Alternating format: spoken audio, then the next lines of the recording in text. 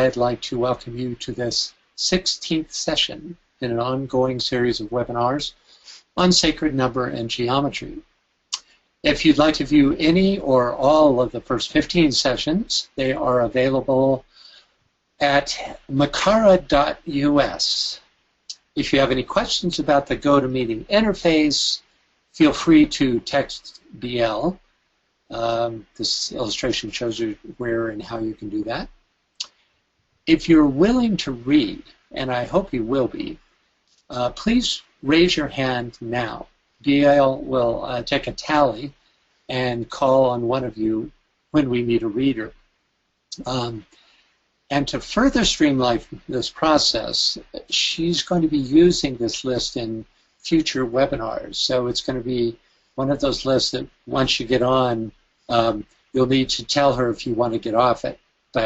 So what we want is to basically make this an automatic process in terms of the reading part. If you don't volunteer now and you'd like to volunteer later to read, no problem. Just text BL and tell her you'd like to be a reader. And I very much encourage you to be a part of this. We always have a lot of quotes, and the more people involved, the better. When you read, there's no need to cite the book title at the end of the quote.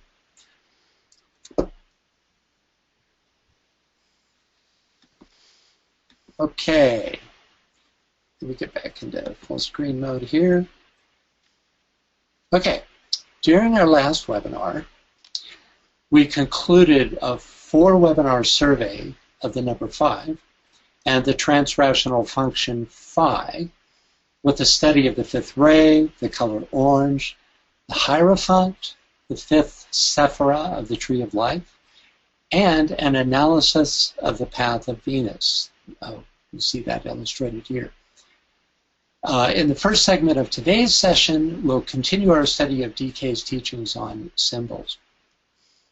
As we've together come to realize, investigating symbols moves us, as DK says, from one progressive stage of awareness to another, with the eventual goal being an awareness of all that the energy of a particular symbol impacts, which is invariably a much wider scope than we initially imagine, or even with our limited consciousness, are capable of imagining. Nevertheless, getting even a glimpse of the scope of a symbol helps us to realize the fundamental role they play in all manifestation. Hopefully this will allow us to see symbols at work around us, and through the wisdom gained in their study, we can more effectively work with their energies, thus allowing us to better serve. DK repeatedly emphasizes that we must go beyond fact-gathering and become aware of our own sensitivity to symbols. This sensitivity, initially emotional, is the key, for it leads to the intuition. Nonetheless, the path inwards is not the final step. DK tells us that after gaining an intuitive perception of this symbol, can we have a reader, please? Okay, let's go to Launa. Hello, Launa. Are you there? We can't hear you, Launa. Okay, let's try Scott. Please go ahead, Scott. Okay. We must apply the right adaptation on the physical plane to a seen and recognized purpose, leading to the subsequent magnetization of the symbol with the needed quality through which the idea can make its presence felt, in order that the intuited qualified idea may find proper form on the physical plane. Thank you. Okay, bringing the symbol into play on the physical plane is the service aspect of working with symbols. To help us better understand how symbols function in the world around us, I'd like to add a step to our analysis of symbols wherein we will consider the political, religious, note the ray associations here, the political, religious, social, cultural, artistic, scientific, organizational, and ritual ramifications of whatever symbol we're studying. Okay, DK calls idea/symbol configurations formulas, which he describes as patterns of energy. His writings on these formulas are among his most in-depth and illuminating teachings on symbols. And they are conditioned by the number 6. So, hopefully, studying these formulas will give us a deeper insight not only into symbols in general, but also into the nature of sixness. So let's begin by taking a look at DK's 6 descriptive statements concerning these formulas. Francis? Yes. Yes. No, go ahead. His first statement, and can we get a reader here? Okay. Please go ahead, Anne. There's going to be 6 of these statements in a row, so if you could line up the readers, that'd be great. Okay. Hi, Anne. Hello. The formulas are second-rate presentations of soul ideas. Essentially, they are geometrical forms lying behind all exoteric manifestations. Even when presented as words or phrases, they are susceptible of being reduced to definite forms. They are building patterns. Thank you, Anne. One of the names of the second-ray Lord is the Great Geometrician. So it's no surprise that a second-ray presentation of an idea symbol would take the form of a geometrical figure. Another name for the second-ray Lord is the Master Builder. DK's reference to building patterns suggests blueprints or guiding geometries with which the Devic and elemental kingdoms build the substantive counterpart of an idea. Since pure ideas exist on the Buddhic and higher planes, the devas that fashion the symbol representing these ideas are of a very high order. 2 additional names for the second-ray Lord, the radiance in the form and the one who hides the life, give us further insight into these idea/symbols. The radiance in the form refers to the idea, the one who hides the life to the symbol expressing that idea. Okay, here's DK's second statement on these formulas. A reader, please. Arrest, please go ahead.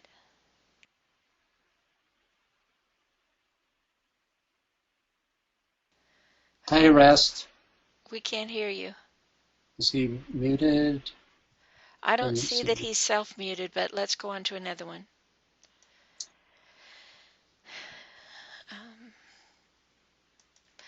Scott, please go ahead. Sure. They express significance and intention. To the disciple and the initiate who employs them correctly and with understanding, they indicate energy direction as the definite part of the creative work, which emanates constantly from the world of souls, from the kingdom of God, and from the hierarchy.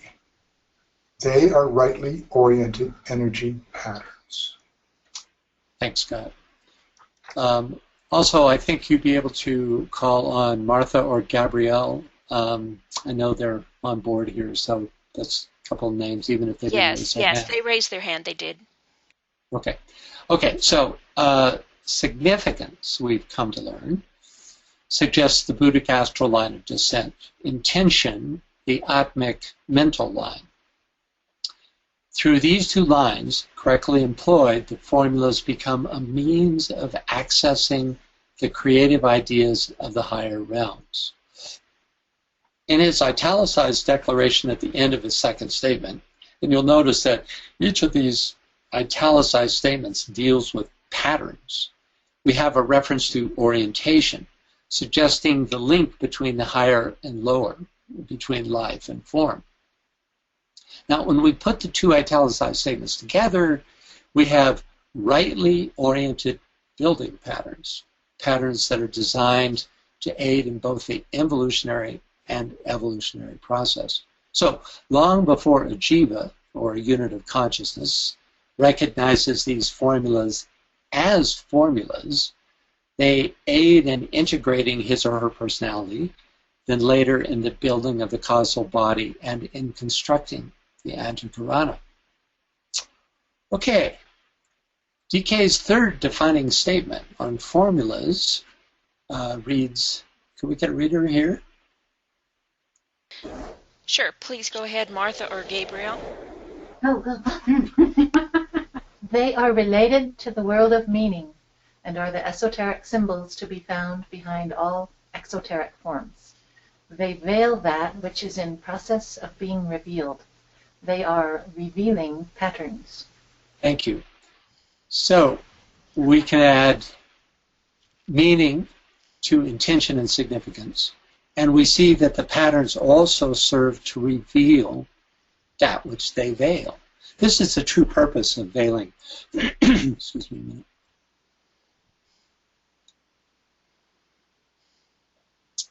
Not to obscure, but to engage the intuition. Thus, through the process of veiling, that which is veiled protects those who would know the energy behind the symbol until such time that the intuition allows one to directly interface the presence behind the veil. Okay, from one point of view, all symbols are veils, at once guiding us to and shielding us from the energy that creates those veils. With his fourth statement, we have our introduction to the number 6. Can we get a reader for this? Sure, let's try Leune again. Are you there, Leune? Nope, we're still not able to hear her. Okay. How about Arrest? Yeah, Try let's Arrest try again. him. Hi there, Arrest. Can you... We can't... Yes, There! they contain or veil the 6 prerequisites for initiation and are therefore 6 in number. They indicate the 6 relationships or the 6 intermediate stages of consciousness to be found between initiations. They have unique reference to the pattern of the initiate consciousness. Thank you, Arrest. Okay, DK's emphasis on the number 6 suggests that this number conditions these formulas, which we'll see ample proof of in Formula 1. We also discover in this statement that the rightly oriented revelatory patterns reference the pattern of the initiate consciousness. Now, besides refer to, reference can mean align with, stimulate, and even condition. Here's DK's 5th statement. So, the reader, please. Guadalupe, can you please read that for us? Yes. Good morning. They are definitely formulas of integration, both universal and individual. They present certain great creative patterns connected with the integration of lesser forms into a greater whole. Thank you, Guadalupe. You. The key word here is integration, a step that might be said to follow revelation, both made possible through right orientation.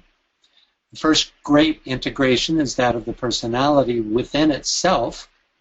Then the process of soul infusing begins.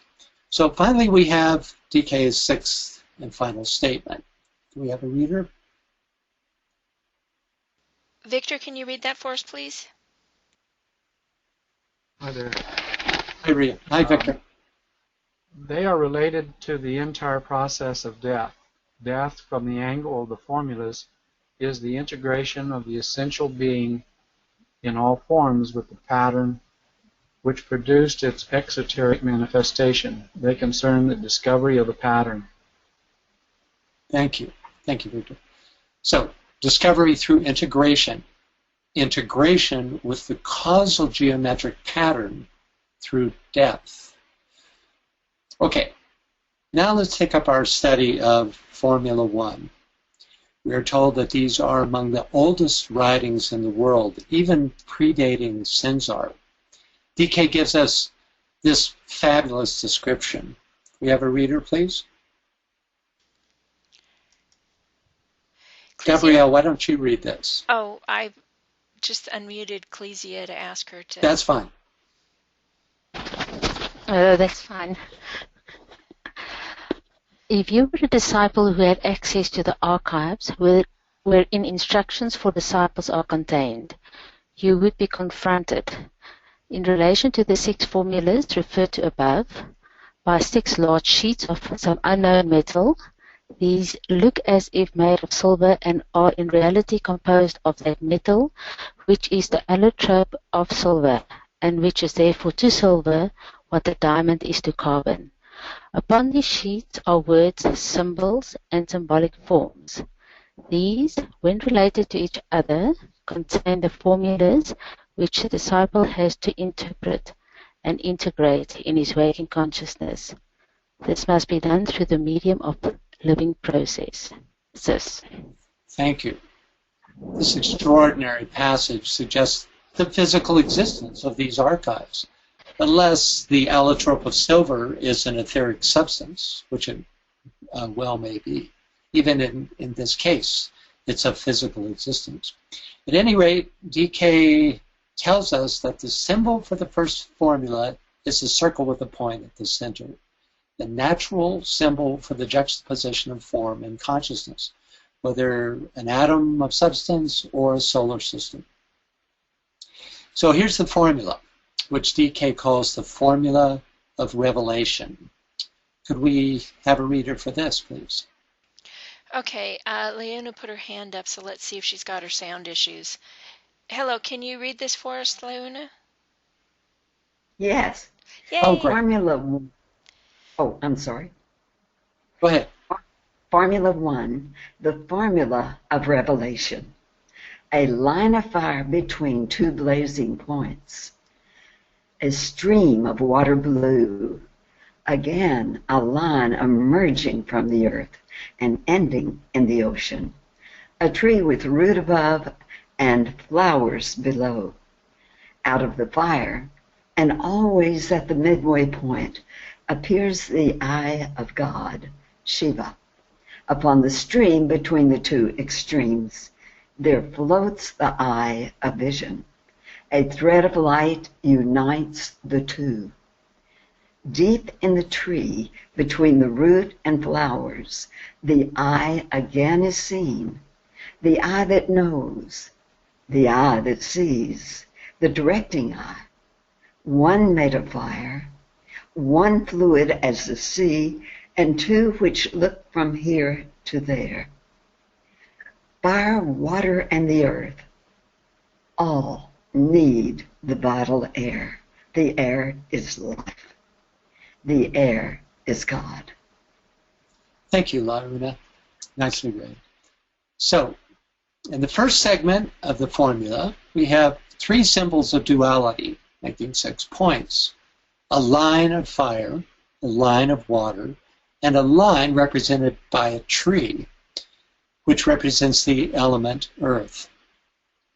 The second segment of the stanza introduces 3 related aspects of the eye. And remember, the point within the circle conditions all these symbols.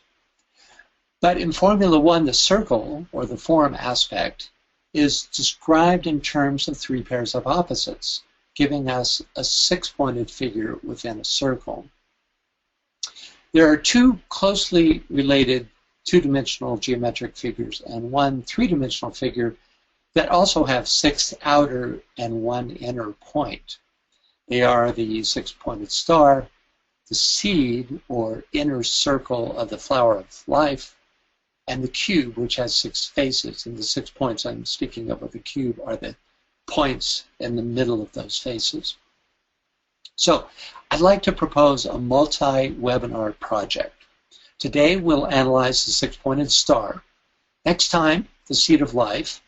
And the time after that, we'll analyze Formula 1, both subjectively and as a geometric figure. And then take a look at how all these figures and their related concepts interrelate. So, without further ado, let's start with our exoteric analysis of the six-pointed star. DK describes this step simply as its exoteric consideration, line, form, and color. At this point, we're not looking for meaning or significance, but rather for a tabulation of physical attributes. This should be quite familiar to you by now. We've done this quite a few times. So as we make our mental list, we invite you to participate. When called on, please briefly describe a single physical attribute. Your observations may seem quite obvious, like the ones listed here. That's fine. Any idea that helps us to physically define this figure are useful. Okay, I'll start. The six-pointed star is made up of two equilateral triangles, one pointing up and one pointing down, or one pointing to the left and one to the right, depending on the orientation of the hexagram. These two triangles create a central hexagon. Okay, any further observations? What other physical characteristics do you see? Anybody have any ideas about the physical characteristics of the six-pointed star? Please go Gail, ahead. do we have any takers? Yeah, please go ahead, Guadalupe. In each one of the sides of the hexagon, there is 6 smaller triangles. Exactly right. Thank you. Yes, indeed. The central hexagon and 6 small triangles. Correct. Other thoughts? Anybody else see anything about the hexagram? Difference between a hexagon and a hexagram. Of course, the hexagram is the actual star shape. Okay, we have, I'll call on someone in just a minute, but Martha and Gabrielle, I think, just said the same thing that Guadalupe did. They typed it in, 6 little triangles radiate out. Okay, thank you, guys. And then, Anne, please go ahead. Hello. There must be a point in the middle because we've got a hexagram, so we must have the center of an inside circle and an outside circle. And of course 60 degrees with the equilateral triangles. I don't know if I'm expressing myself right. Okay, I had a little trouble understanding you, but what I heard is that there's a point in the center of this, and that's because indeed, if you were to draw a circle, this the six-pointed star would fit inside that circle. That is to say, the outermost points would touch the periphery of that circle, and which always points to the existence of a single point within the circle. And then I think I heard you say that there was 2 circles, one circumscribing the hexagon and one the outer form. I'm not sure about that. But did you also mention the degrees? 60 degrees equilateral triangles, each one has 60 degrees. That's right, yeah. Equilateral triangles are made up of 3 60-degree angles, correct. Thank you, Guadalupe. That's useful. Other observations? Yes, we have several other observations, and then I'll call on Suzanne. Okay. Helen says, each line, inner and outer, are of equal length. Mm-hmm. Ira says there are 6 points where the lines cross. Mm-hmm. Martha and Gabriel say 36 equal length segments comprise the figure. 36? Wow. I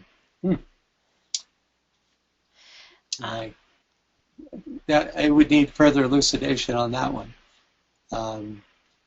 Would one of you like to describe where you see the 36? It's always fascinating when somebody sees something that I don't see, having spent a couple of weeks on this. Okay. Go ahead, you guys. It's up to you. Oops, 18. 18, not 36. We counted wrong. So how many? Been around 3 times. 18. 18. Okay. Yeah. Well, hey, you know, there's two stars on the page here, so you can look at it that way. But yes, there are. That's something that I think will be clearer to everyone when I bring forward the illustrations. So let's wait until then to describe just how and why there's 18 segments to this star. Okay, go ahead.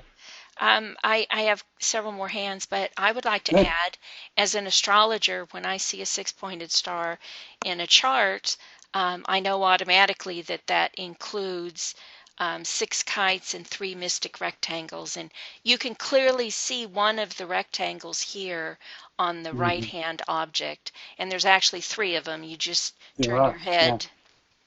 Yeah. Yeah, right.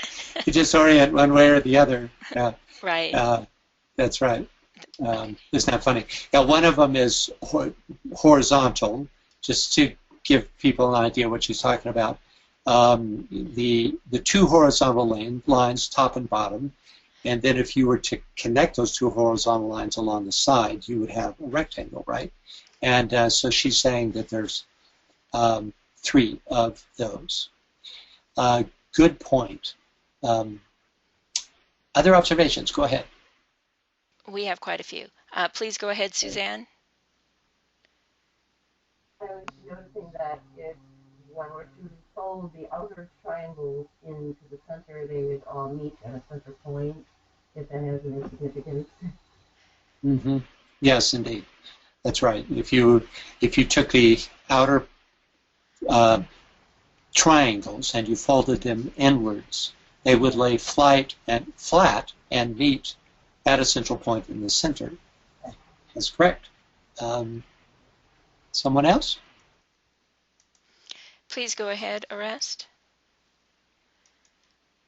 The 2 small triangles meet at a point and they seem to form like an hourglass figure.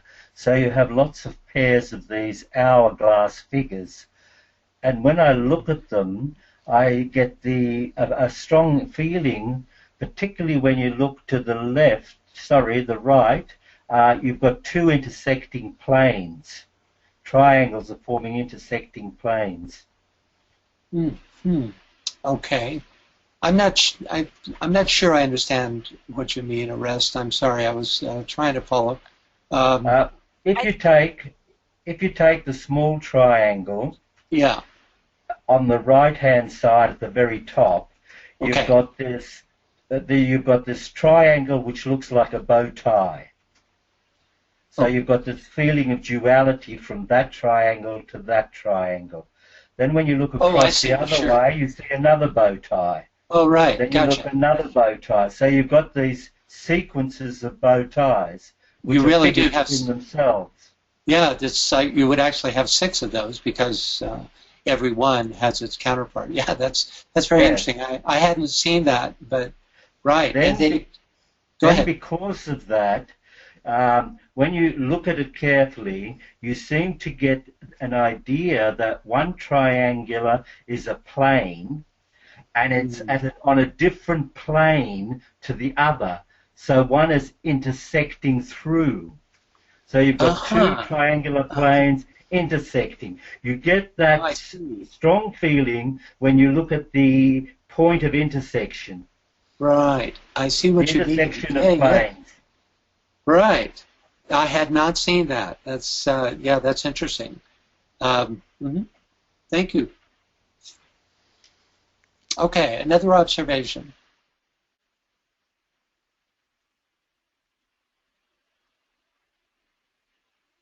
Yeah. Iris says that there's 3 pairs of parallel lines, which is, I think, referring to my mystic rectangles. Right. Yeah, but it's a fact unto itself. That's right. There's 3 pairs of parallel lines. Right, and I think Clesia is also referring to them when she talks about the parallel lines of equal length. Iris says there are 3 diamonds. Yes, there are. 3 diamonds. Now, this is interesting. Does everyone see those? The 3 diamond shapes. And what a diamond is 2 equilateral triangles set back to back, right? So if you were to draw an imaginary line right horizontally through the middle of this figure, then you would have an upper equilateral and a lower equilateral triangle. That together makes the diamond that she's speaking of, at least I assume. And there are 3 of those, of course. 2 at angles and 1 straight up and down. Go ahead. So another observation? Scott, please go ahead. The interior angles of a hexagon are 120 degrees. That's right.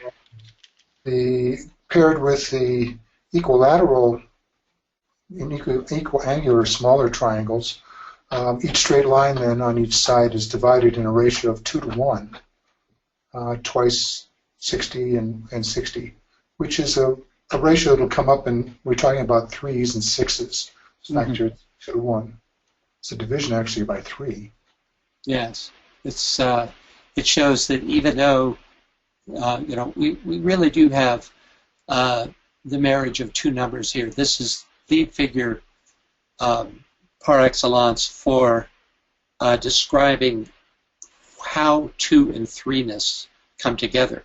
And if you think about it, the number 6 is the first number which is divisible by both of those numbers. So that's, yeah. Thank you, Scott. Other thoughts? Yes, Martha and Gabriel say the figure has bilateral symmetry, so folding it in half in any direction from any point will reveal its mirror opposite. That's a nice observation. Yes, indeed. In fact, that would be true along any 2 opposite points within the figure, right? And as well as vertically and horizontally at angles of 30 degrees around it, you would achieve that. Other thoughts? Anyone else? That's all I see right now. Okay, I'm going to call it right there because we need to keep moving. We have a lot of material to cover. So, great work. Thank you. I'm always impressed with your observations. Here's some additional physical attributes. Some of these you've already brought forward. I present them again in order to share my illustrations with you. So, 6-pointed star has 12 sides and 12 vertices, which was brought forward. It contains 7 2-dimensional shapes, 6 small triangles, and a hexagon. If we connect the outer points of the hexagon, we have an enclosing hexagon that is exactly 3 times the area of the inner hexagon. This hexagon is offset from the central hexagon by 30 degrees. This 30-degree offset creates an alternating shift in the vertical horizontal axis of the 6-pointed star and the hexagon that it encloses. What I'm saying here is that the interior hexagon here is a horizontally oriented, and the hexagram, or the 6-pointed star, is vertically oriented. Okay, the hexagram is made up of 6 long or 18 short line segments of equal length. The juxtaposition of the 2 opposite equilateral triangles creates 6 smaller equilateral triangles, which was brought forward by a couple of folks, whose baseline are the edges of the hexagon. The 3 small equilateral triangles that are part of the upward pointing triangle are also all upward pointing. I mean, some of these are sort of duh factors, but they can have philosophical implications. So it's good to bring forth whatever physical attributes you see. 3 small equilateral triangles that are down pointing are part of the down pointing large triangle, are also down pointing. Okay. We can locate the midpoint of the 6-pointed star by drawing a line from any 2 opposing points within either the outer or inner hexagons. If we connect all 6 points of the inner hexagon, and someone was referring to this, this figure here, the idea of folding them inwards, we get 6 inner small equilateral triangles, making a total of 12 equilateral triangles, 6 inner and 6 outer. And this brings forward something I wanted to mention before we got started on this whole segment of the physical attributes, which is it's useful to immediately start thinking with every presented idea, start thinking about what its philosophical implications might be, right? Because otherwise this is just a kind of a laundry list that ends up, one point may or may not be interesting, but if right away you start connecting it to its possible implications from the point of view of concept, and I think it'll be a more fruitful experience. Okay, the outer enclosing hexagon adds an additional 6 small equilateral triangles. However, these 6 triangles are split in half, making a total of 18 smaller triangles. So this is a point, I assume, that Gabrielle and Martha were bringing forward. And here you see an illustration of how that works. Interestingly, if we were to separate the 2 large triangles, they would also embrace a total of 18 small triangles. If we divide the hexagon horizontally, and this is where the diamond shape comes in. Was that Lazy? I think I mentioned. I can't remember. And each of these diamond shapes contains 4 small equilateral triangles. Also, there are 6 mid-sized triangles.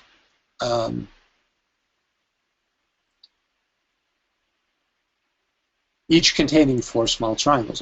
When we divide the hexagon horizontally, it is, of course, divides the entire figure in half. But the area of the 2 large triangles is divided into a 4:5 ratio. This creates, at least for me, an optical illusion. In my eyes, the larger base looks smaller than the triangular top.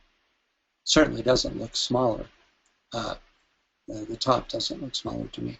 Anyway, we can create a cross by drawing a line from the uppermost point of the figure to its lowest point, and a second line from the 2 side points of the hexagon. So this should ring a bell for some of you. The 2 segments of this cross are in relationship of 1 to the square root of 3. Where have we seen that before? Well, if we draw 2 circles with a radius of the width of the hexagon from the 2 side points of the hexagon, we get a Vesica Piscis, whose inner almond shape embraces the hexagon, as well as the upper and lower small equilateral triangles. Now, if we draw a central line, it also embraces the 2 mid-sized triangles created by that line.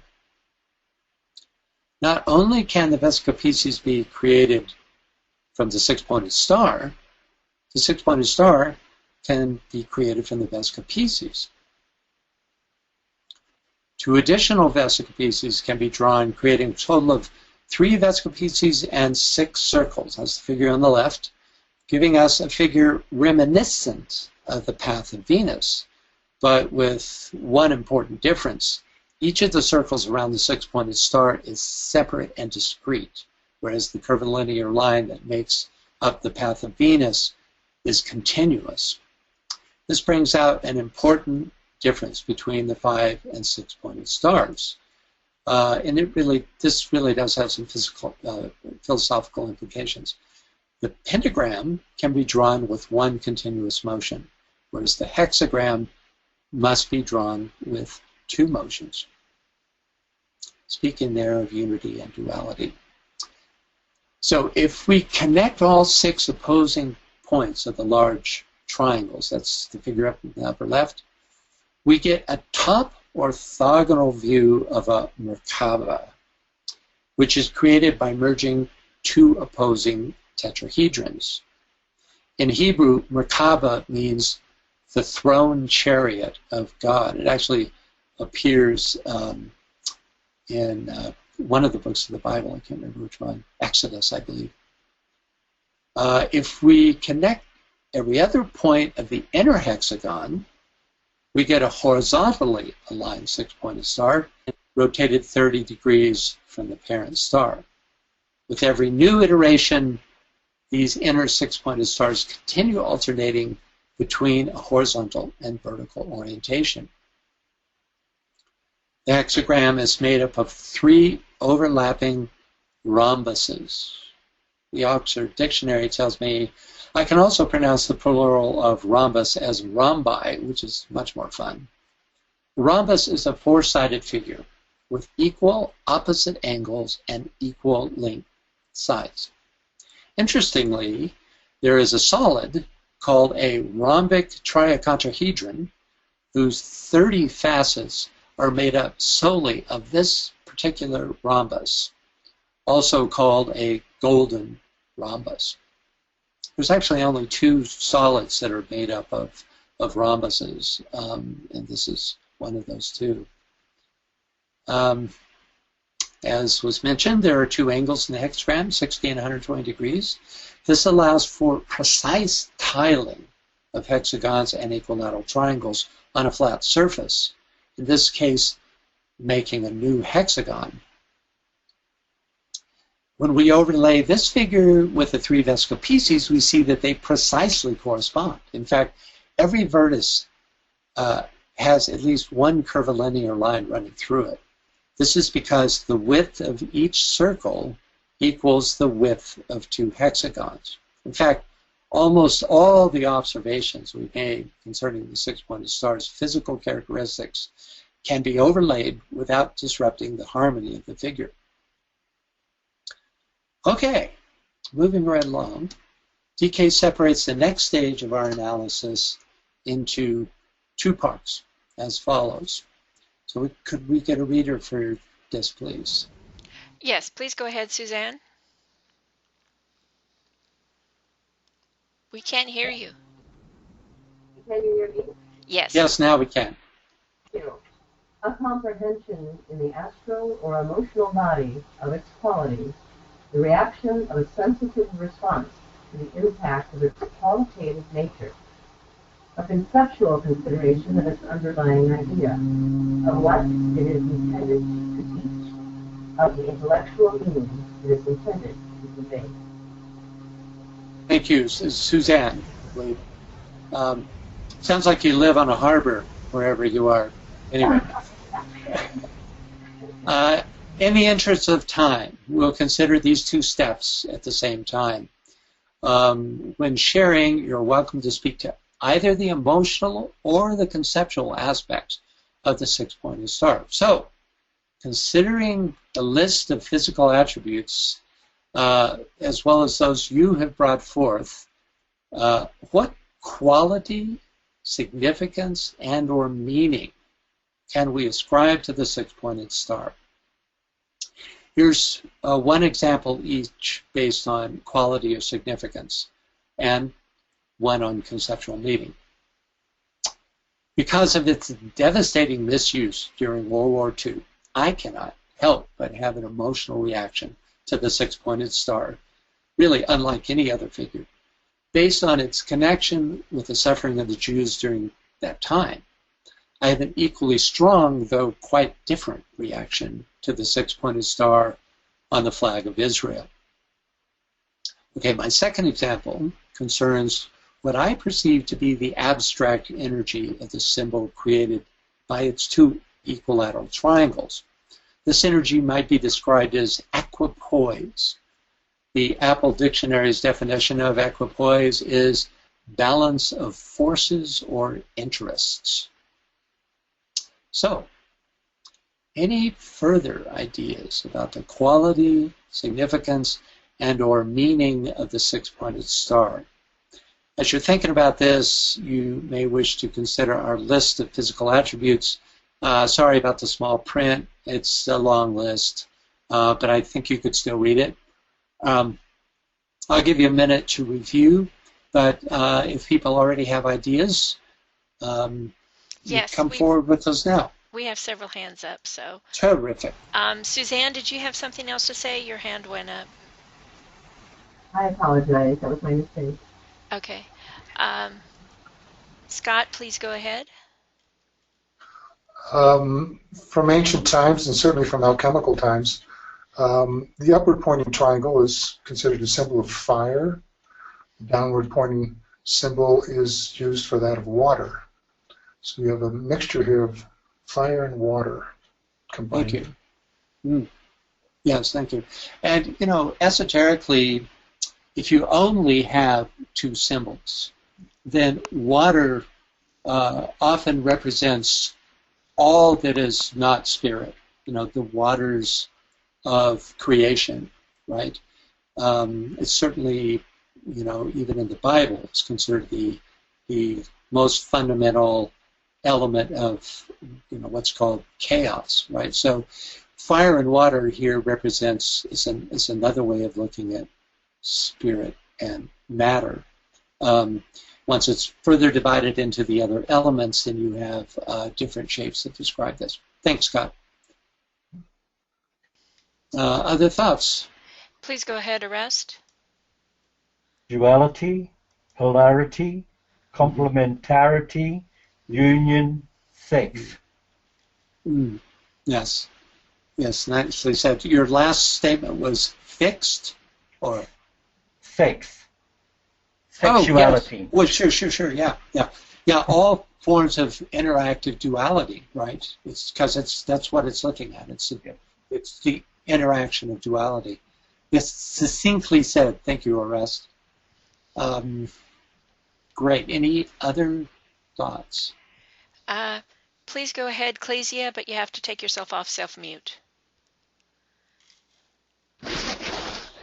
When you came to that 4.5 ratio that equals 9, the three squares just stood out to me as radium. So it must, some kind of radiation comes off for me from. Well, you know, that's very interesting because the point, occultly speaking, not speaking physically in terms of like matter, like uranium, though there is definitely a correlation in the mineral kingdom. But occultly speaking, radiation begins to happen at that point where there is an equal balance of spirit and matter, because now matter no longer, in a sense, rules the form, that unit of consciousness, and their spirit begins to radiate forth. So, good intuitional observation there. Thank you. Other thoughts? Anyone else? Yes, Suzanne says, astrologically speaking, when a six-pointed star is present, either a feminine or masculine mode is representative. So like the earth and water signs would be feminine or receptive, and the fire and air signs would be masculine or positive. Yeah. Thank you. Yes. Anne says, looking up and bringing down to manifestation. Yes, this is a key thought, that it runs in both directions. It's both effective as an involutional and an evolutional pattern of energy. Very important. And here you're really getting to the actual nature of the pattern. Remember in Formula One where he was talking about patterns that facilitate our functionality, and in this case it's both involutional and evolutional in terms of its facilitation. Yeah, very good, thank you. Other thoughts? Scott, please go ahead. The economy of form and shape that's shows up in the hexagon. It's so prevalent in the insect world and tessellation you mentioned before. There's a strength to it, an economy of lines and structure that underlies forms in this world that beyond a four-sided going into six, and this idea, of course, of a cube going into 3 dimensions. Yes. Structure. Yeah, it's interesting. The mineral world is very fond of manifesting in terms of 6. You know, all crystals, for instance, have 6 facets. So you have 5, and we'll talk more about this in the next webinar, the one after that. You know, 5 represents life, the indwelling life force, and is very connected with the outpouring that's associated with 5. 6 is a different kind of energy. It's a form-based energy. For instance, you see it. Bees use it in their hive building because of just what Scott said. This economy of form is actually unparalleled. Only the square is more what you could say interchangeable in terms of stacking and moving objects. But the 6-sided figure is actually stronger. So thank you for that. Other thoughts? Yes, we have several comments, and then I'll call on Orest. Martha and Gabriel, following up with on what Anne said, said it's so encouraging that the upward pointing and downward pointing aspects are the same shape, only the different orientation. Interesting. Yeah. Yeah. Mm-hmm. And Jeremy says the struggle of integration between the world of form and the world of spirit, and the resultant suffering until balance is achieved. The struggle of integration between the world of form and the world of spirit, well, he said that twice, until balance is achieved. So, well, it was worth hearing twice. Thank you, Jeremy. Yes, indeed. And in a sense, the 6-pointed star represents that point of equal integration.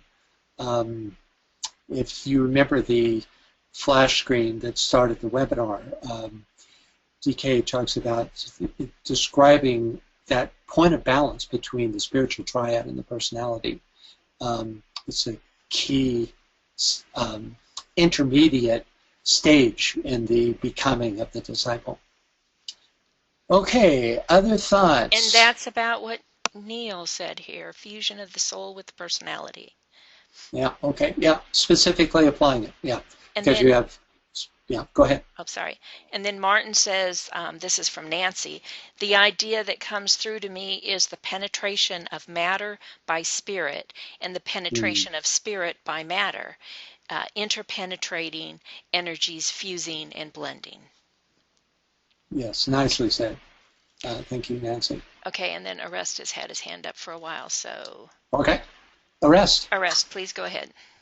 This interpenetration is linked by the idea that the triangle suggests a spiral vortex, and this spiral vortex is the central part of a double torus. Mm-hmm. Now that's very interesting. I would love to see. You need to be here with a pen and pencil so I can see where that double torus would be. But energetically, I understand what you're talking about. Yes. Well, because you have a spiral vortex, Yeah. if you extend from the spiral vortex, you then get the spiral vortex is Right. the inner hole in the donut, and the Right. torus comes around it. Yes. So it's symbolic. It's sort of visualized as a three-dimensional thing. So from the drawing, you're getting a three-dimensional imagery. Yeah, I get it. And, you know, it actually energetically may be more than symbolic. It may be descriptive of the nature of the energy pattern. I like that very much, in fact. Thank you, Orest. I get that idea that of course, you know, when you have this, let's talk about the evolutional triangle moving up. You start with that very concentrated lower point, which creates this vortex, and then that moves up, and then you have the opposite. So you have the intersection of these two vortexes, which indeed create this, which create this. I can see like one of Dwayne's revolving toruses created by this energetic intersection. Nice. That's yeah, I like that a lot. Okay. Anyone else? Yes, we have a couple of more things, and then I see Anne come up.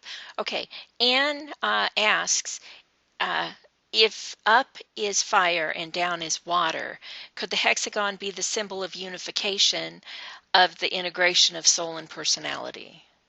Yes, it is indeed that. And I'll be talking about that in my segment. It is, in fact, just that. Yes. And then Leona says that DK tells us the inflowing Aquarius energy, humanity must learn to live in water instead of the earth. I think of the sixth ray energy in its astral dominance as representing water. How does the seventh represent living in water? Is there a symbol that might reflect this? Well, first of all, the waters that carried on the shoulder of the Aquarian is the water of life, not the mist and murk of the astral plane. So there's a distinction there between the water of life and the waters of the astral. DK talks about the astral as not actually being a plane at all. In fact, in his description of the six-pointed star at one point, he says, part of it is recognizing that the astral plane is an illusion, that there are actually only 6 planes that are divinely created. That the seventh is created by man. So that's interesting. And also, Leona, you'll find that the symbol you're looking for is inherent in this symbol, because it's the 7 in 2 that appears as the 6, and I'll be describing that when I come to my section. Any other thoughts, folks? Yes, Scott, please go ahead. This is also called the mark of Vishnu, the six-pointed star, the second person of the Hindu Trinity, dealing with the second ray, 2 triangles interpenetrating and creating a 6 of the astral plane, which is the projection down from the second into the 6th. Yes, and you can see, just based on our discussion so far, that it would be the central deity, wouldn't it? It would be Vishnu. It's not going to be Shiva. That would just be the down-pointing triangle in terms of its influence on us, Shiva. Uh-huh. It's really the point in the center of the circle, to be more accurate, because even the down-pointed triangle is not actually Shivic, and it's Shiva in relation to form. That's one thing we have to remember about these figures. Once you leave the curvilinear figures, you're inherently talking about a form-based reality. So, yeah. So if Shiva and Brahma and Vishnu is that central point that's created from the 2. Yeah. Thank you. Other thoughts? Nope, that's all we've got. Okay. Let's wait a minute. on. Wait a minute. Okay, this is the last one. Okay. It is also called in the Dyna books the Star of Creativity. Yes, indeed. In fact, not only, in the Dyna books, indeed. It's called the Star of Creation. Yes, indeed. Thank you for that. It's a good statement to end on. Okay. Terrific, guys. Just some wonderful ideas that you've come forward with. I very much appreciate it. Here's some additional ideas, and then many cases you've already touched on them, but as I mentioned earlier, I like to show off my illustrations, so we'll revisit some of these ideas. As I mentioned earlier, the hexagram is made up of 7 shapes. The 7th shape, or more properly, the first shape, which is the hexagon within the 6-pointed star, suggests pure spirit, just as the Adi subplane of any plane suggests the pure essence of that plane. It's the inner reality manifesting through the 6, the 1 and the 6, making 7. And the 6 becomes a kind of an illusion. Now, because using the same physical characteristics to illustrate a different conceptual hierarchy, DK tells us that all the rays are subrays of the second ray. So the hexagon could represent the second ray, with the 6 points representing the subrays of this central all-conditioning ray. And yet, even these 7 shapes come into form through the intersection of 2 opposing triangles, thus illustrating how, in this figure, the fundamental duality of spirit and matter simultaneously manifests as the 2 and as the 7 in 1. And this from a figure that we primarily associate with the number 6. Okay. Like the yin-yang symbol, the hexagram symbolizes duality. Both symbols express the idea of polarity.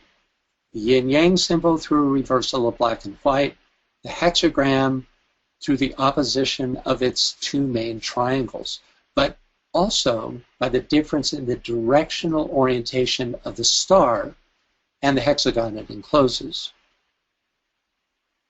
Both the yin-yang and the hexagon have a unifying element. The outer circle for the yin-yang symbol, the inner hexagon for the hexagram.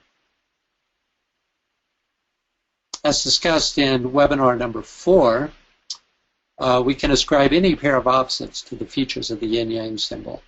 The most fundamental opposite being what we've been describing together here, spirit and form. But the same applies to the hexagram.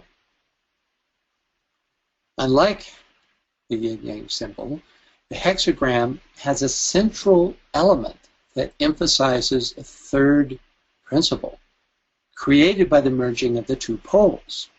If we assign spirit and matter to the 2 opposites, the central hexagon becomes the Christ principle.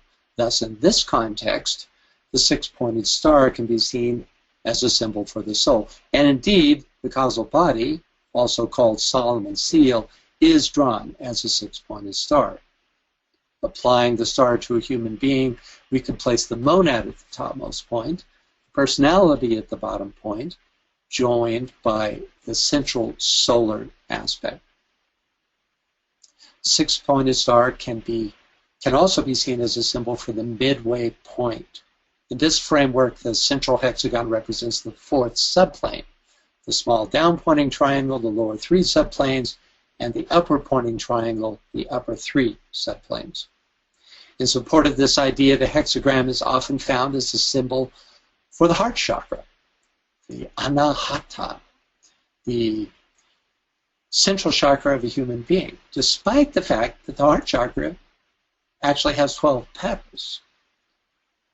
The number 6 has perhaps the widest range of meaning of any of the numbers, from the 666 of the beast to the 6 of the lover's arcanum, the lowest and highest expressions of duality.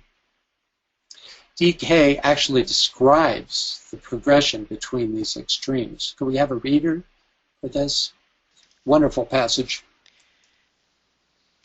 Ecclesia, please go ahead, but you're on self-mute.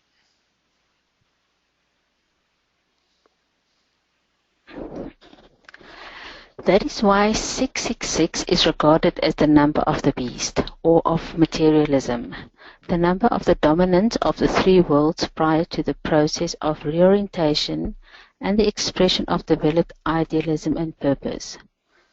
The third aspect expresses itself through pure materialism, and hence the three sixes. In an ancient book on numbers, the initiate is defined as the one who has experienced and expressed 666 and found it naught, who has dropped the 6 and become the 66, and thus has found himself upon the way. Later, again, he drops the 6 and becomes a perfected 6, form, the instrument and expression of spirit. Thank you, Flesia. So, if we enclose the six-pointed star with a hexagon, we can use the figure to illustrate the above teaching. We'll start on the periphery of our figure. The hexagon-enclosed hexagram holds within its perimeter a total of 18 equilateral triangles, 6 plus 6 plus 6. The 6 triangles closest to the periphery are split in half. When we discard these fragmented 6, we are left with 6 outer and 6 inner triangles. When the outer points are discarded, we are left with the inner 6. Symbolically, we first have the fragmented 6 of the unintegrated materialist, then the unified but separated 6 of the integrated personality seeking the way, and finally the perfected 6 of the soul-infused personality, the instrument and expression of spirit.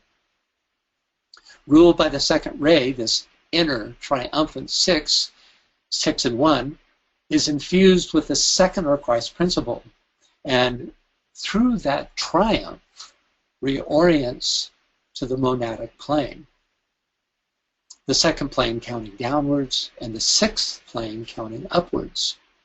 This achievement is illustrated by the sixth or lover's arcanum of the Tarot, the Gemini arcanum, a sign ruled by the second ray.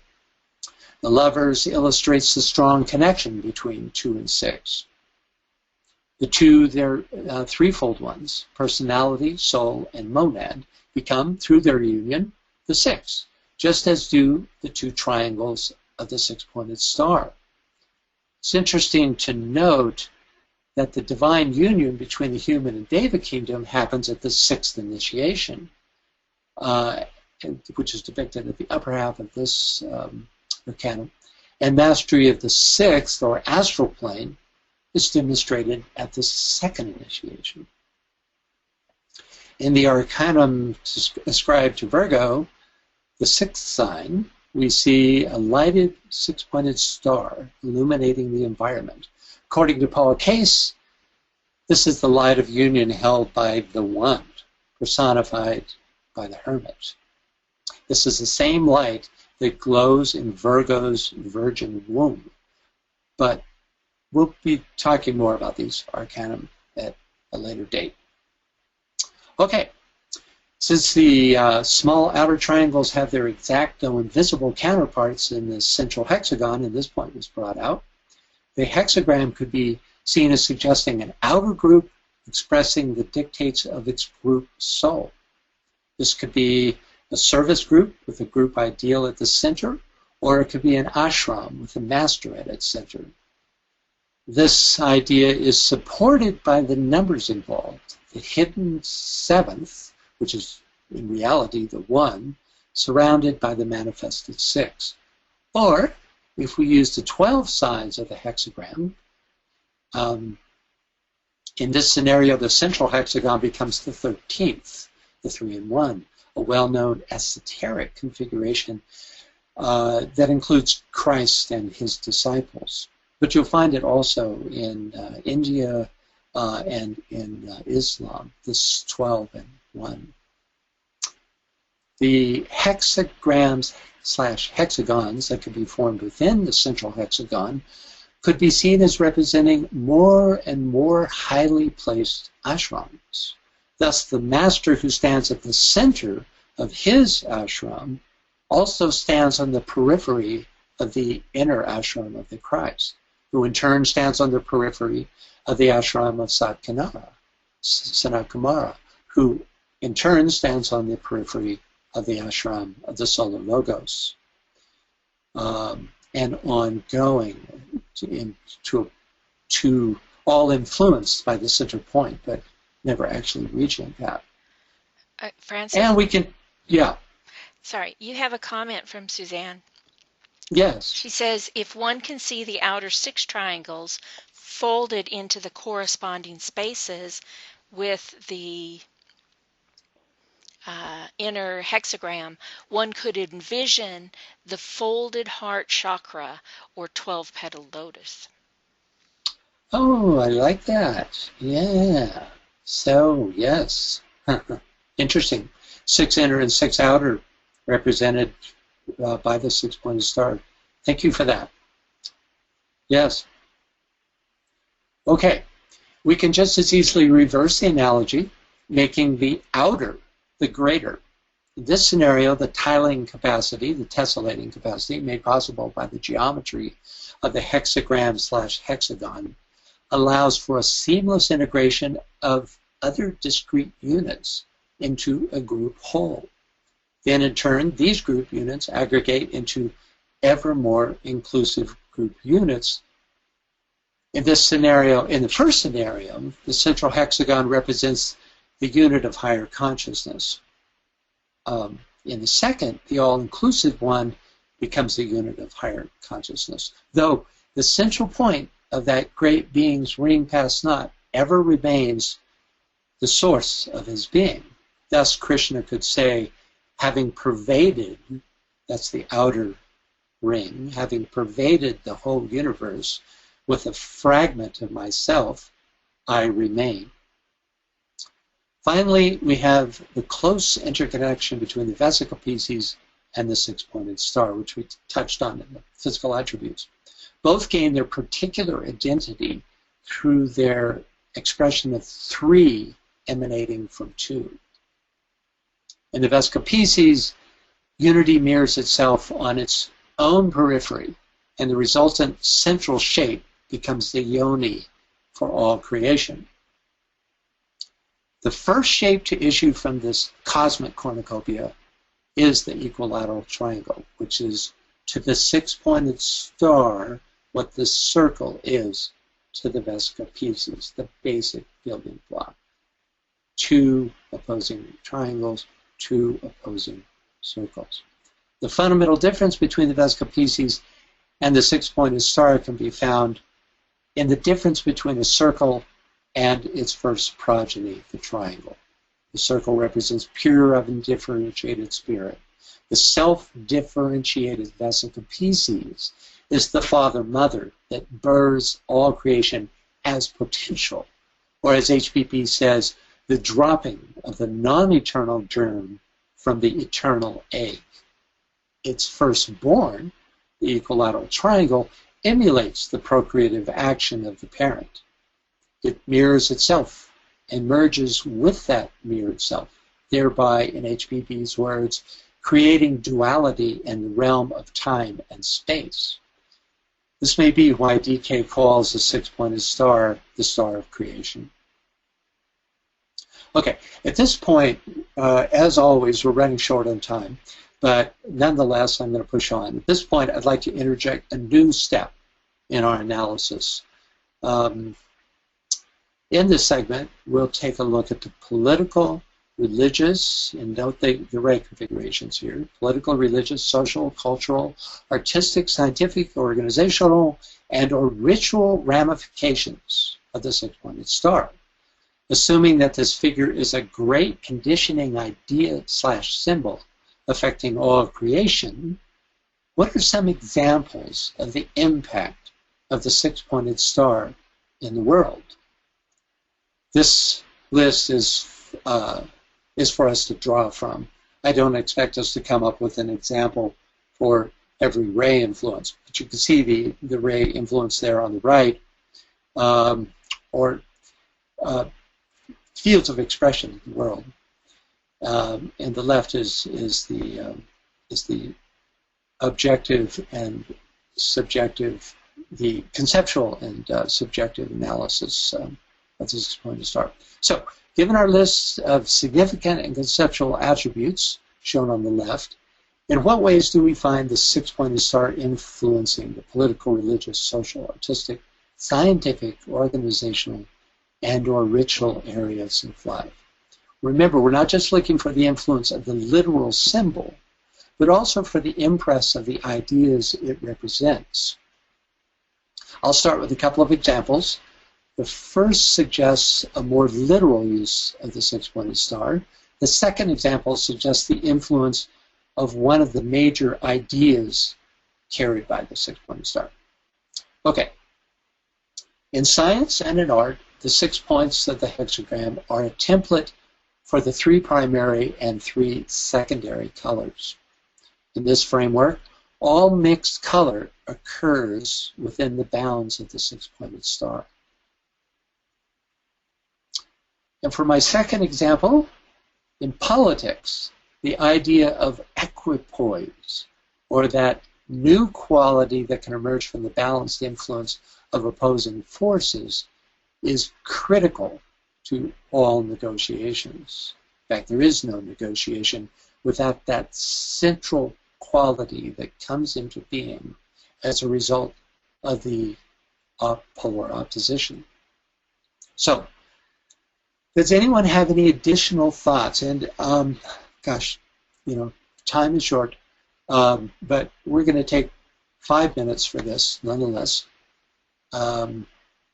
Any thoughts about the ideas symbolized by the six-pointed star and how the six-pointed star impacts our world? Take a look at our conceptual findings on the left and see if any of them apply to the list of ray influences on the right. So, any takers, BL? Yes, please go ahead, Arrest. In ritual, we sound the Om. The yantra, or the diagram for the Om, is the intersecting of triangles, which is inclusive of this figure. Indeed. The O being the spirit triangle, and the M, which is inherently the form, sound of form, the vibrating M, the other triangle. Very good point. Thank you, Arrest. Other ideas? Please go ahead, Iris. Yes, Iris. Hello. Yes, the six-pointed star was the symbol that was used when Christ was born, the star in the sky.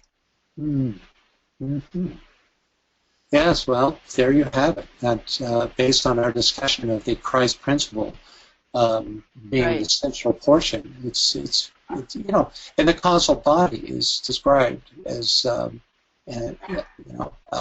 as being, which is the soul in the Christ principle. So it's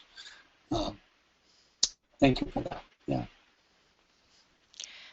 Nancy says, could this represent spirit infusing human thought in any field? Yes, of course.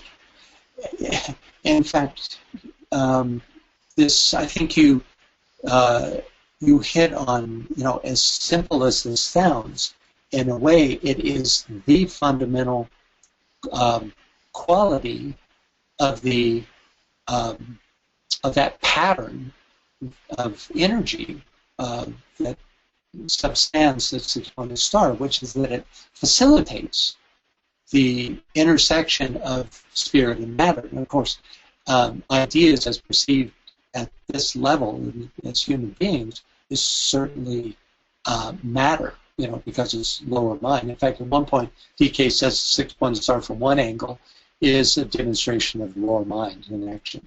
Right? So, yes, I think that's a fundamental force carried by this symbol. Thanks, Nancy. Anyone else? Scott, please go ahead. As Masons know, you and I know, in the lodge there are 6 jewels. 3 of them are movable, and 3 of them are not. Yes. Yeah, and so which ones are the movable jewels?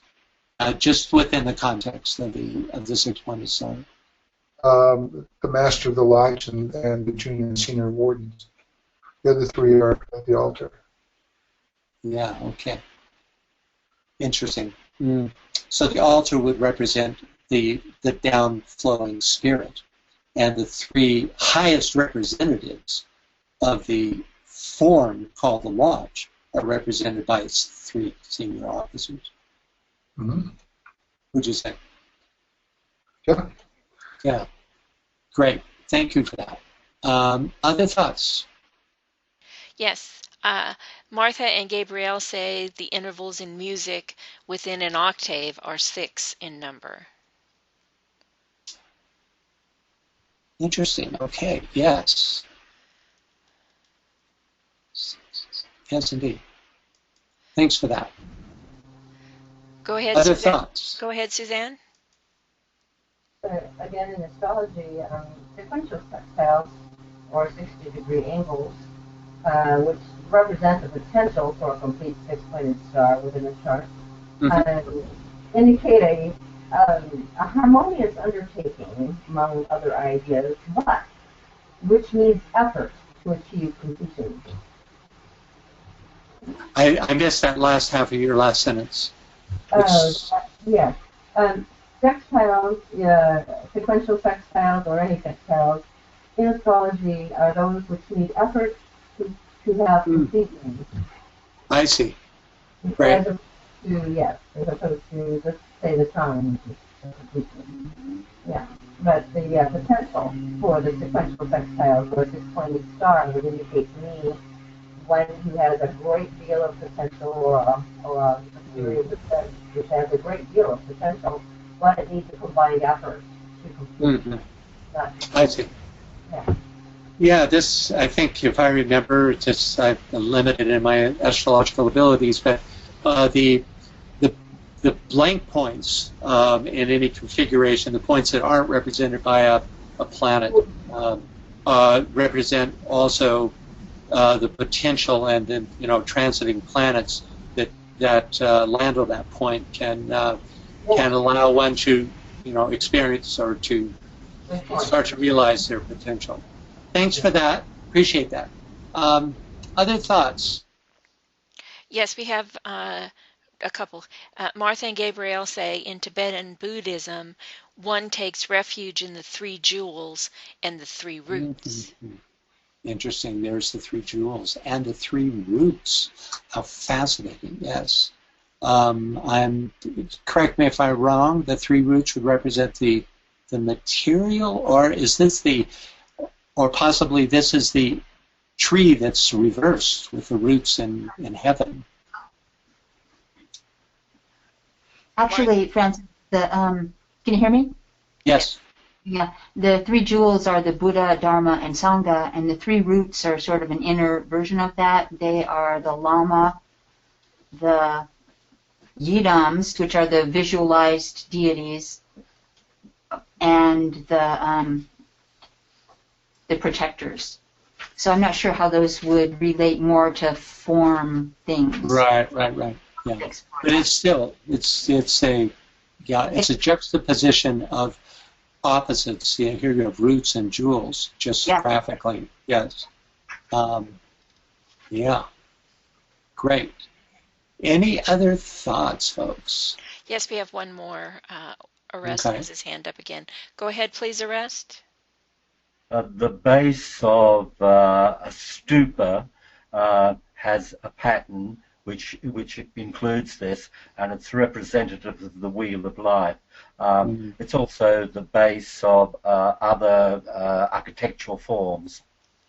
Okay. There's 6. Is it a hexagonal base? Hexagonal base? I can't be exact on that, but I have a sense it is, yes. Yeah, okay. Okay, it's interesting, folks, how, what a second-rate group we have, right? It's this, just focus right in on religious implications. And it's going to take a while for us to start thinking in terms of stretching into these other aspects of world influence. So I'm going to just, I could sit here all day and listen to your ideas, but in interest of ending this webinar, at least at some point, we're going to have to move on. And so I'll present some of my ideas, and I just forced myself to go straight through the disciplines and find an example for each. So in politics, we need to look no further than the flag of Israel. But the six-pointed star as a political emblem only dates back to 1897, and the flag itself was only adopted in 1948. We've covered religion very well. In religion, we tend to associate the six-pointed star with Judaism, but it also plays a prominent role in Hinduism, Islam, and as Gabrielle pointed out, in Buddhism. For example, the hexagram is found in many southern Hindu temples, where it is called Satkona Yantra. The two components or triangles are called Om and Hrim. So this is another way, or rest, of looking at this. One way is the O and the M is the entire six-pointed star. Here we have the Om as the superior triangle, and the Hrim as the form aspect. Om brings in the clarifying vibration of pure spirit. Hrim is a solar sound related to the heart.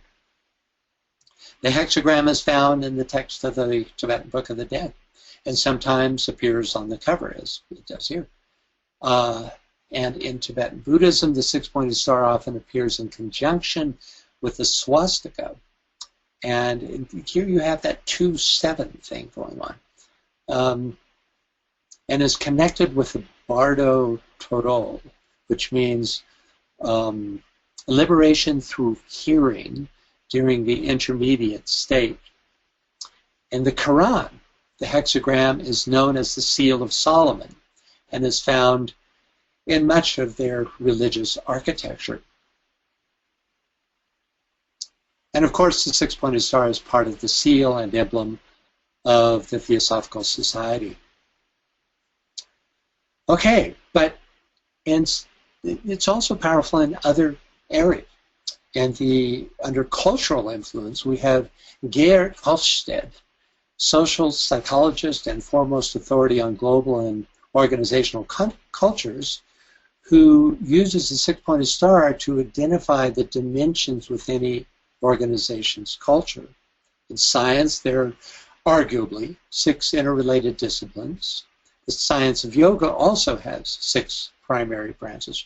In these examples, the idea of working through the symbol of the hexagram is union through interconnectivity.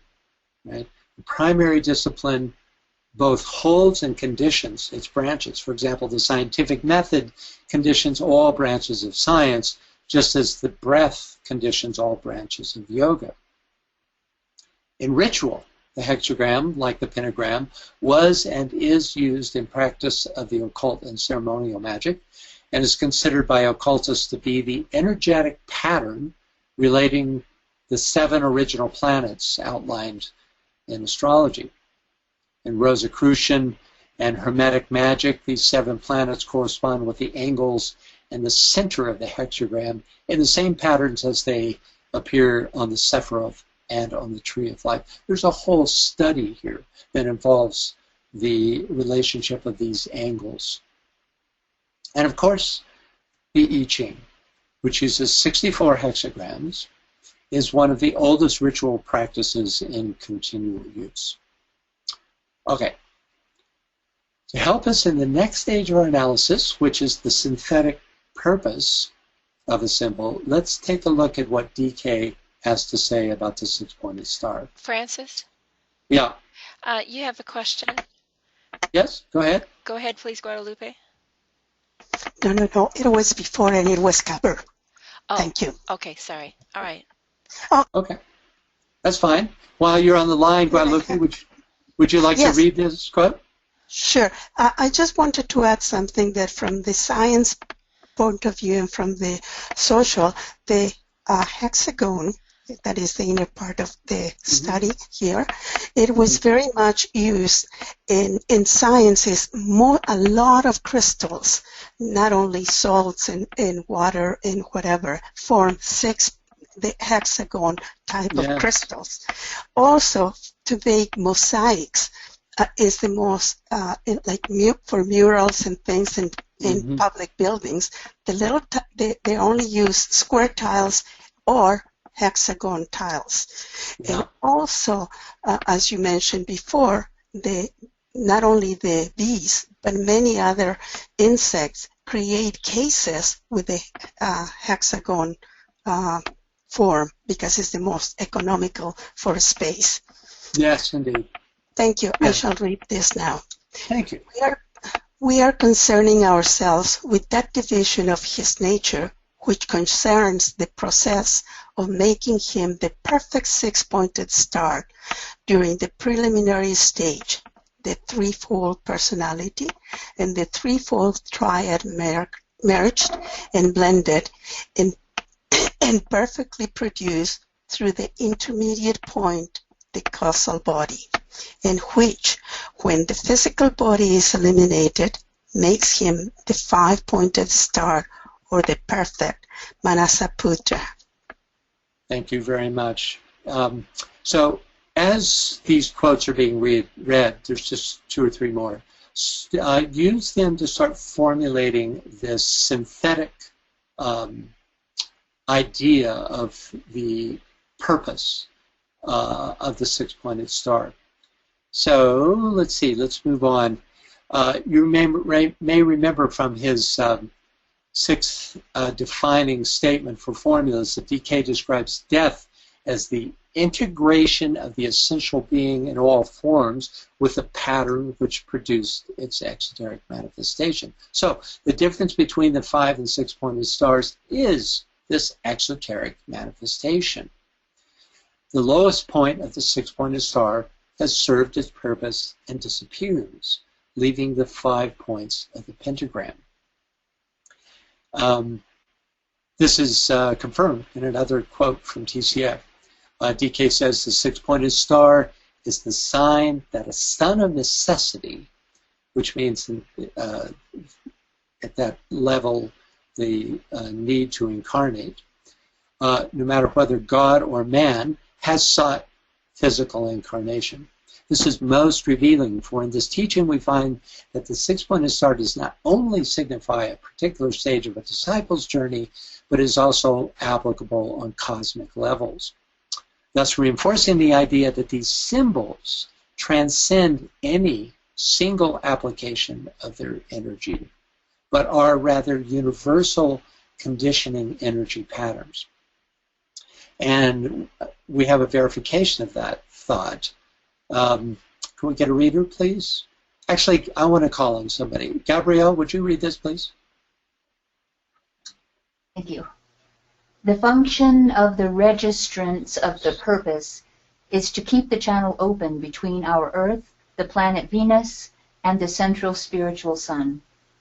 The function of the custodians of the will is to relate the council, the hierarchy, and humanity, thus creating a basic triangle of force between the 3 major centers of the planetary life.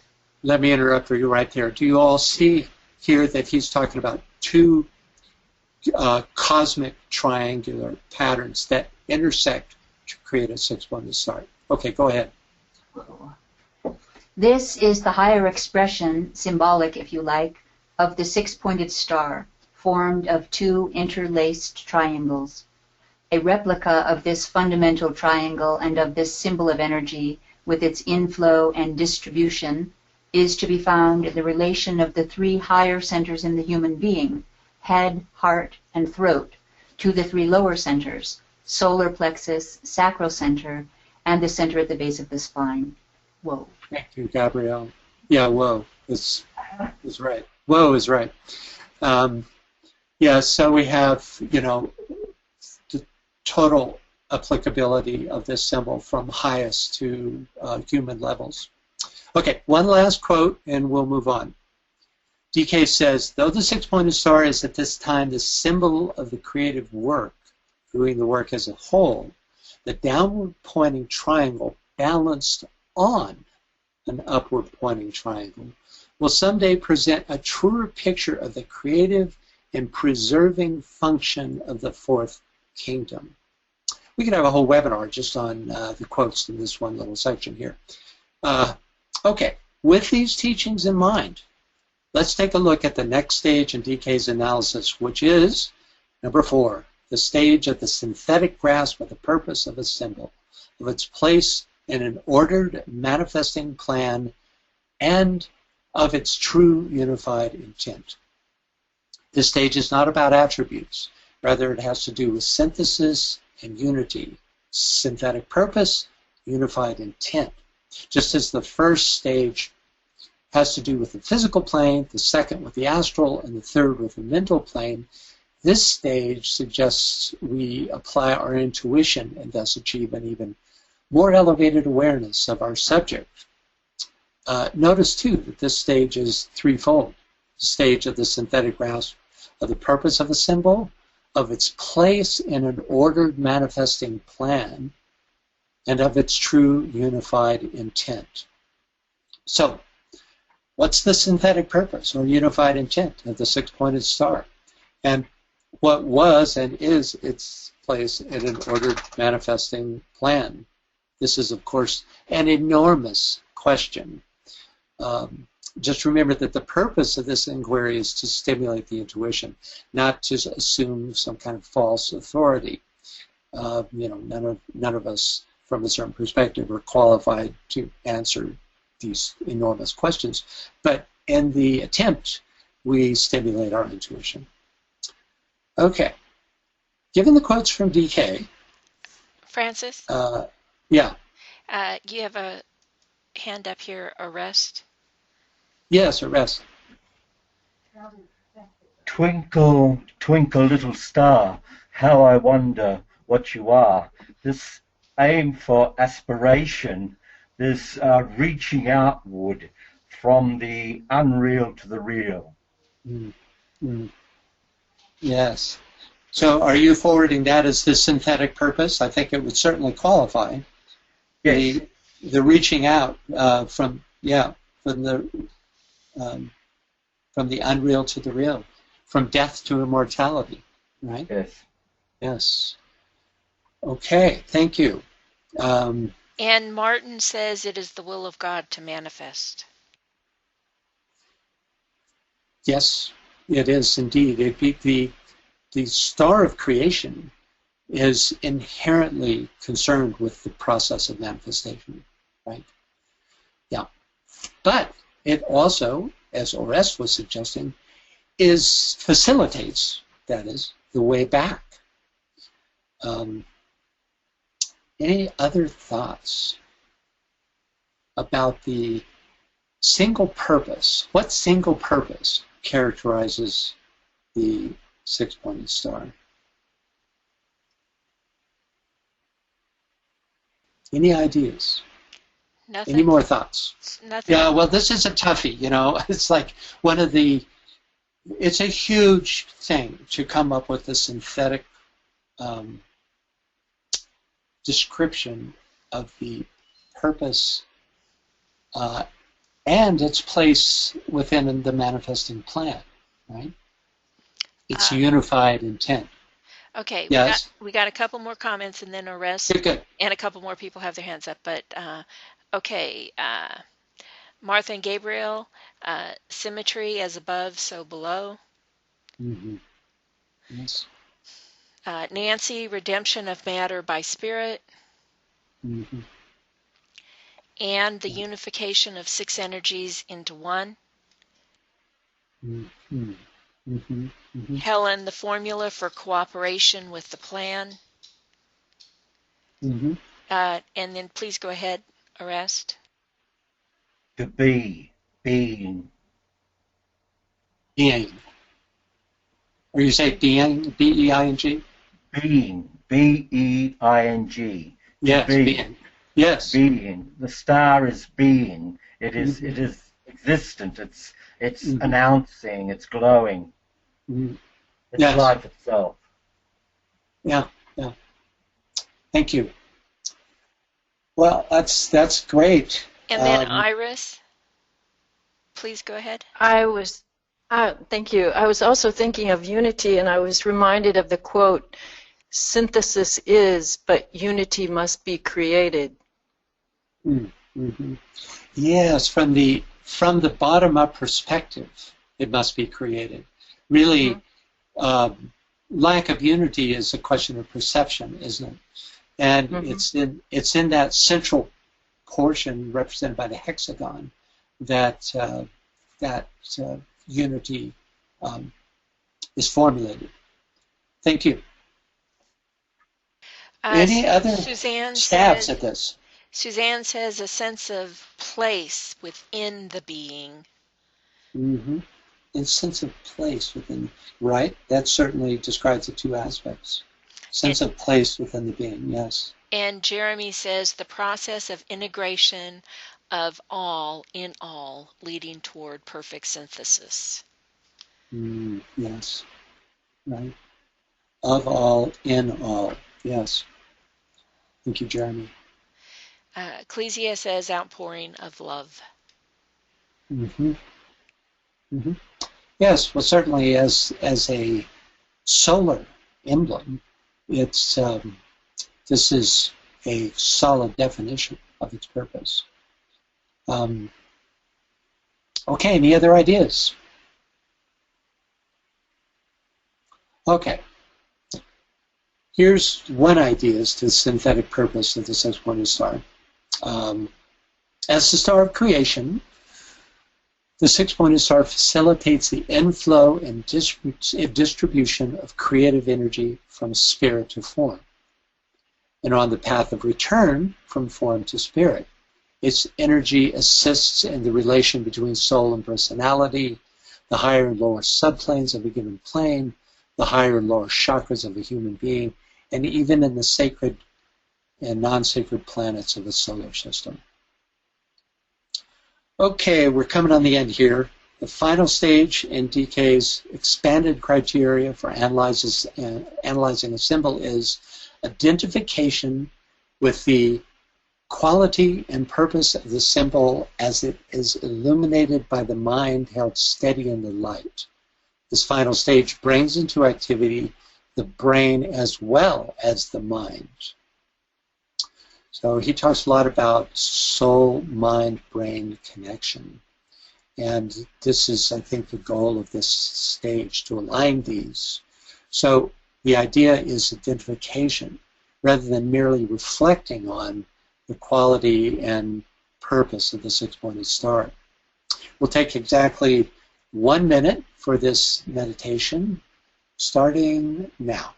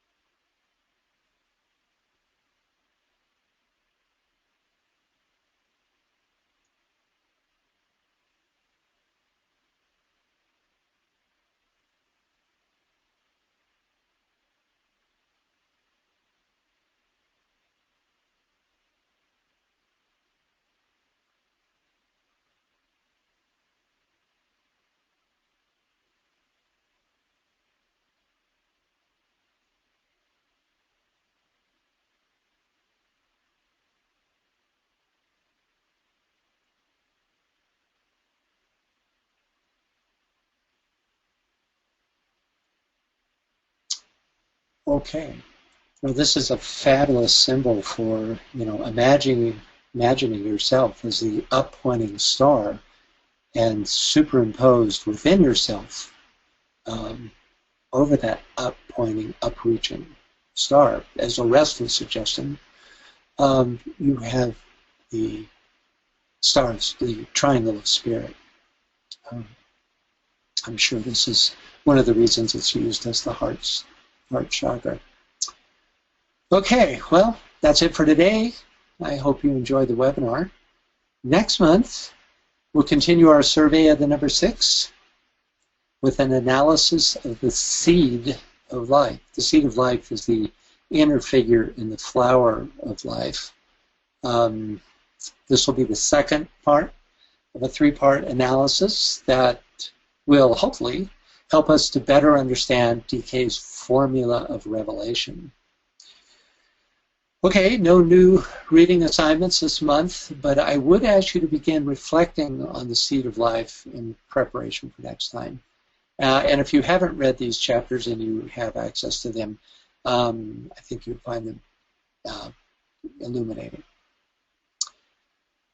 For today's meditation, I'd like to lead you in a guided visualization using an old commentary from Raves and Initiations called simply a fire mantra.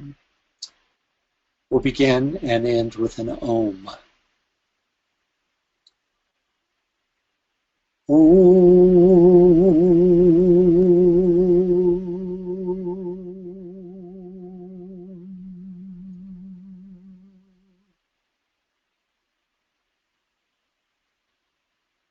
The point of light within the glowing arc, O pilgrim on the way, waxes and wanes as application hard or not, betrays the purpose within the heart. That point is ever there, unnoticed and unseen. Dark is the night and drear, and sore the heart of the unilluminated pilgrim. Dark is the night, but drearness is not felt, when within the gloomy portal is seen the bright, elusive light, the light that flickers ever on ahead, enticing with its gleam the pilgrim ever onward. 6 times the light may wax and wane, 6 times the glow is felt, but at the 7th glowing hour the flame bursts forth. 6 times the flame bursts forth, 6 times the burning starts, but at the 7th hour the altar is lost silent, and only flame is seen. 6 times the circle of the burning fire, 6 times the roaring furnace burns and separates. But at the 7th, naught is left save the ascending flame that mounts to the triadal spirit. 6 times the flame mounts up, 6 times the cloud recedes, but at the 7th, naught is seen save everlasting fire. 6 times the flames absorb the water, 6 times the moisture disappears, but at the 7th great absorption, naught is left save iridescent fire. 3 times the fire envelops, 3 times the sun recedes. At time the 4th, the work is done, and naught is left, save flame primordial. That flame absorbs, revolves, receives, and remains. When all that is has traversed the flame, then time is not.